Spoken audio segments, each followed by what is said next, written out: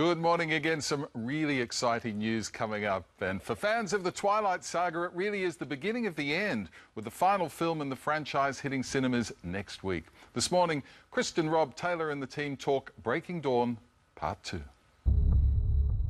After 18 years of being utterly ordinary, I finally found that I could shine. We've watched her grow and evolve with her one true love. Now Bella Swan completes her journey as a human. We're the same temperature now.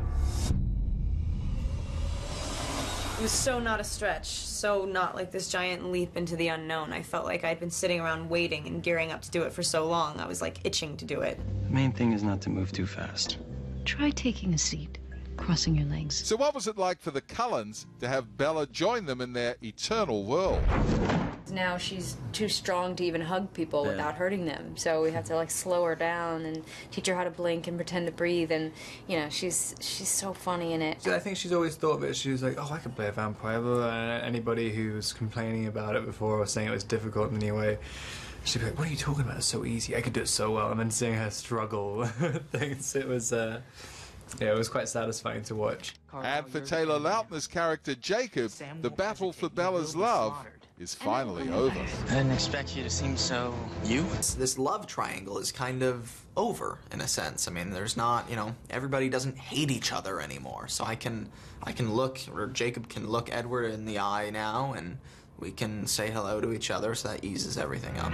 You guys really look great together. In this final chapter, Bella gives Edward the most precious gift, a daughter, Renesmee, played by 11-year-old Mackenzie Foy. Mackenzie's like a proper actress. I mean, she's not just some random kid they just brought off the street. I mean, she's definitely self-aware and she knows how to do things. She's very analytical about scenes. She's acting, which is great. It's crazy to see it in a really young girl. And Jacob shares a very special bond with this little girl. I was worried about how it would come across, but I'm very excited and proud of how it does, and I think the fans will be happy with the imprinting. The Volturi think Renesmee is an immortal child. She was born, not bitten. She grows every single day. The birth of Renesmee causes a massive war, the Volturi wanting to turn her into a fully fledged vampire. Michael Sheen, who plays ringleader Aro, confesses he's a big softie in real life. Coming to the end of this story and sort of looking back over it and seeing characters that we haven't seen for a while and that kind of thing, I was breaking down, not breaking dawn. I was breaking down. And as the end nears, so did Taylor's shirtless scenes. How did he feel about doing his last one? And I remember as soon as I finished, I just let out a huge roar and I went straight to dinner. I didn't eat dinner, I just ate dessert, and I was very excited.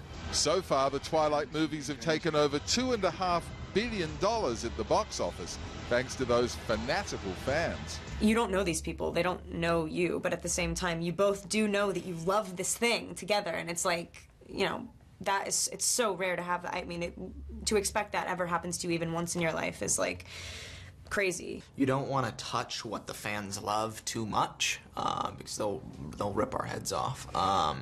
But I think it's the perfect twist. I think they'll be happy with it, and I think there will be a lot of whats, like you said, in the theaters when this movie comes out. I'll never let anybody hurt you. Yes, indeedy do. The Twilight Saga Breaking Dawn Part 2 hits cinemas on Thursday week.